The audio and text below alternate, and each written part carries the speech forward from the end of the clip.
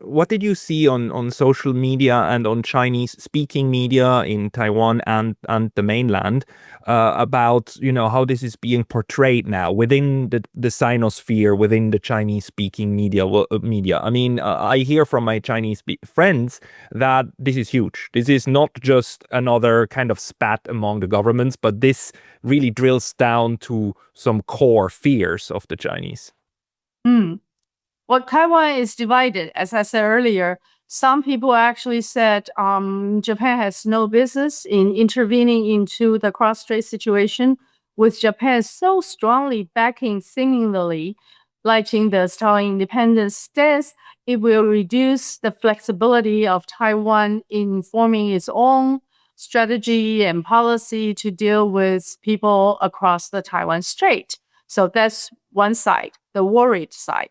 The celebratory side said, okay, this is fantastic. And they have claimed that this is the most outspoken, most direct support of the current赖清德regime. And赖清德actually asked everybody to mobilize, to consolidate our support for such a great expression of support of Taiwan. So that's Taiwan. But in mainland China, I think the response, at least the stated response from the central government to local government to central media to local media to all kinds of media, is universal. That is, we have not forgotten the blood shed during the Second World War, that Sino-Japanese War. Like I said earlier, over 30 million people wounded or direct casualties. Death or casualties were not to be forgotten.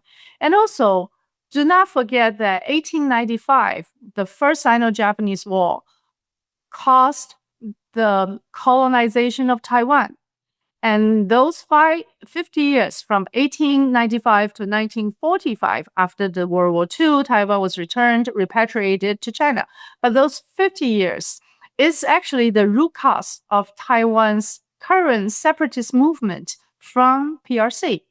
In those 50 years, the first stage was military aggression and massive massacres in Taiwan. Lots of people actually were killed. The numbers range from 400,000 to 600,000.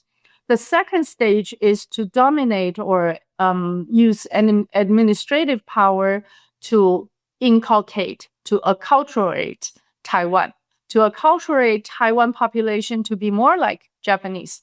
And the third stage is the royalist, quote unquote, stage. And during that time, some Taiwanese will pull into the Japanese army. Others were given privileges to be part of the overall Japanese dominance or Japanese ring of influence in the Pacific.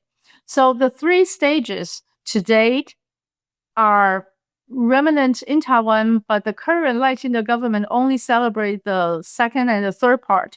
He clearly ignored the first part of the mass massacre. In that sense, for the Japan and Taiwan, there is a very strong, especially from赖清德point of view, a very strong cultural affinity. So Takaishi's statement is not only seen as a political or military support of the current regime, but also a cultural and historical validation of the self-identity of those Taiwanese who have, in my view, imagined a glorious Japanese colonial rule period. How do you see this play out?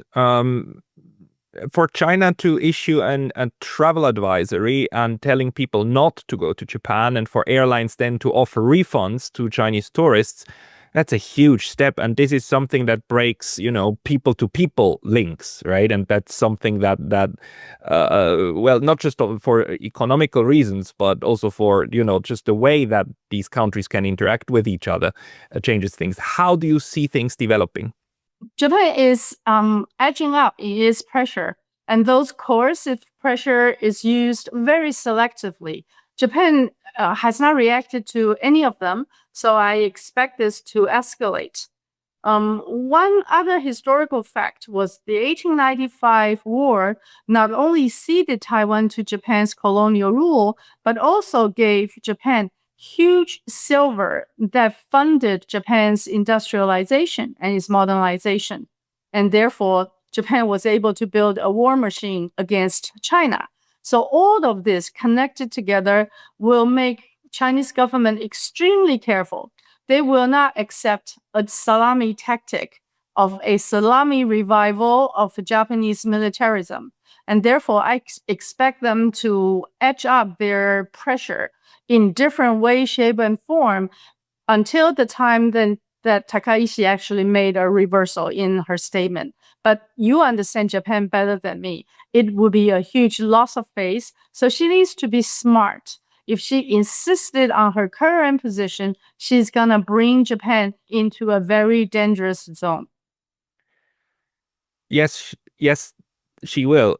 On the other hand, she cannot back down from this. So the only way out would be a change of prime minister where the next one then can tone it down, which is not impossible, by the way, because she's extremely weak. It's a coalition government and she doesn't have a majority, but it doesn't look as if though she's losing anytime soon, but she's only been here for a month.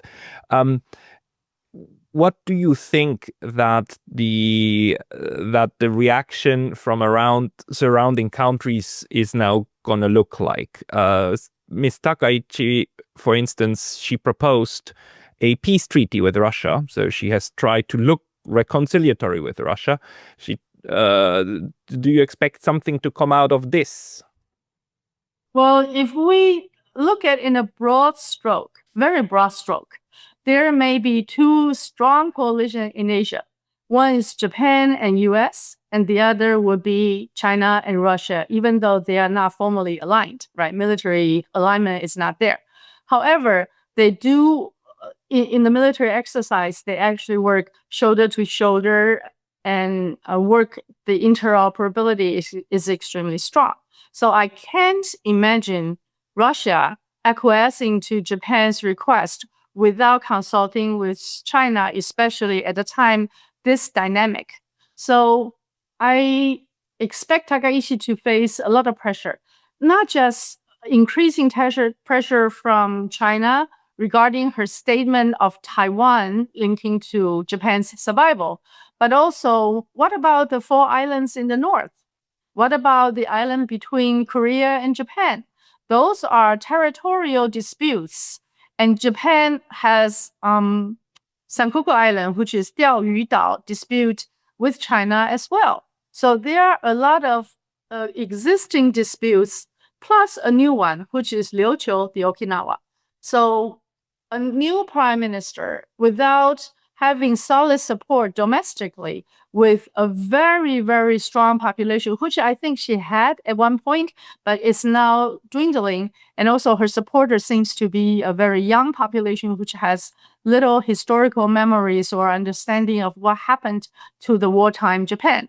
But if without an extremely solid support to confront multifaceted international crisis would be a disaster for any prime minister. So just imagine if the northern islands, the 4 islands in the north, has a problem. Sakhalin Islands have a problem.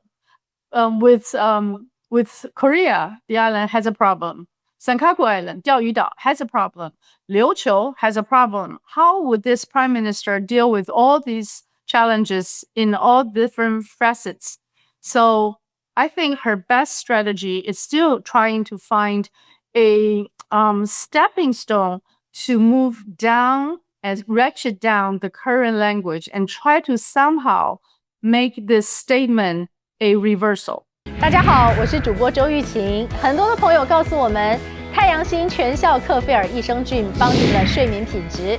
有季节敏感、代谢困扰、关心异常细胞风险的好朋友呢，可以选择原版的太阳星全效克菲尔益生菌。